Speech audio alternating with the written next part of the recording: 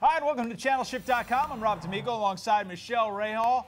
Everybody's been talking about two things this week. It's free agency and Kyle Busch.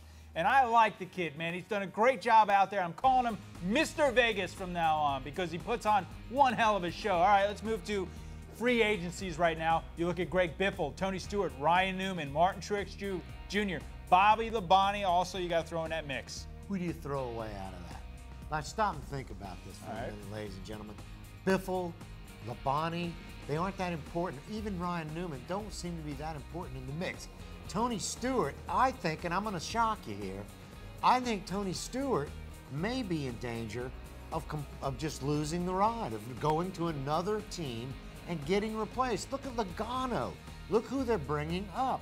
I mean, he could be the fourth car, no doubt, but I also think Logano's got a lot of talent, and I think Logano may very well be as talented as Kyle Busch. If they do anything here, it'll be adding a fourth team. They're not going to throw out Tony Stewart. They want Tony Stewart. He's going to leave. They don't have to throw him out. I don't think he wants to be there anymore. Now, if he does leave, then Joey Lagano does come up into the series. I don't think Joey comes up that quickly, though, right into the Cup Series. I just don't see that happening. They're going to have to give him a nationwide ride first and then bring him up in. Well, you know what? I think that's going to take a very short amount of time.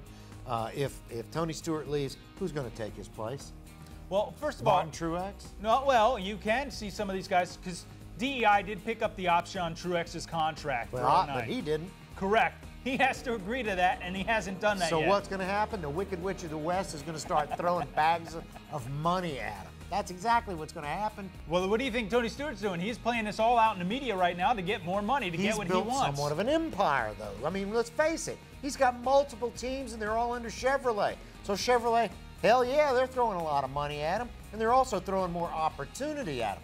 Martin Truex, on the other hand, he's friends with Dale Earnhardt Jr. That's his claim to fame at the moment. He's a very talented driver, so right now it's all about money. He's building nothing. Junior is, Stewart is. What about Casey Mears? We've heard a lot about Casey Mears, and he's been struggling lately. Obviously, the fourth guy on the Hendricks team, if you haven't noticed. I'm not sure if he's talented enough, and I don't think that's it. Really? You don't think so? I don't think that's it. I think that what's happened is we're seeing somewhat of an implosion on the Hendrick team because you got too many talented people on one side of the fence and one team. It's a super team, and what's happening? They are beginning, the rattlesnakes are eating each other, ladies and gentlemen. That's exactly what's happening. They're not sharing the information like they used to. Formula One, can you say that? He's not talented enough for that team. I'll put it that way, because I don't want to say the kid's not talented, because all these drivers sitting in those cars are very talented to do what they do day in and day out. I disagree. I think Mears is talented. He doesn't have the right combination right now. That team has never been a strong team. But look at Ryan Newman. Ryan Newman was stronger than death at one point. I mean, and he continues to show that he's got initial speed, but he can't close the deal. It seems like he's a hell of a qualifier and a lousy race car driver. No, I have to disagree. I think he's a great race car driver. I think it's the team and the cars that are underneath them. That's Penske. And I know it is, and they're not getting the job done for these guys. Same thing with Ganassi. These guys got to step it up. I mean, it's very competitive out there, but I will say Penske is going to change in the next few years, or at least even next year with this test driver, with David Stremme and what they're doing over there. That is setting and raising the bar in NASCAR. Well, Stremme got screwed, and Stremme managed to prove himself when he took over at Talladega in the Ganassi car. And then what happens? That very same car goes to Richmond with Schrader, can't even make the show. All right, Stremme's vindicated as far as I'm concerned. Let's talk about Kyle Busch a little bit. I know you have a little bit of trouble with him. Everybody can say he's a pompous ass, punk, and you know, some things we can't even say on the air here. I like the kid. I like what he's doing. He is the NASCAR show right now. I think the guy has got tremendous amounts of talent, but I'll say it again. I don't mean to be a parrot, but the guy has got the big head. He has become to feel, well, he's entitled. He thinks he's entitled to everything. But did you notice how sheepish, how meek he looked at the press conference after Richmond in the crash? It was like, oh, geez, I'm really sorry. I crashed the car and took it away. He didn't just crash a car. He crashed Dale Earnhardt Jr., the fan favorite, when he was going for the win. That's why he felt that way, because he knew They were going to throw stuff at him. They were going to treat him like trash on his way out of there. He had to have security take him out of there. Grow some balls. You know what? Grow some balls. The guy was out there racing his heart out, and he was racing with Junior. But what happens at Richmond, we know it, we said it before, what happens at Richmond is when you're going into a corner and you're fighting someone, what do? You pinch him down. And that's what I saw. He pinched him down, and at the same time, simultaneously, he lost, Kyle Busch lost his front end.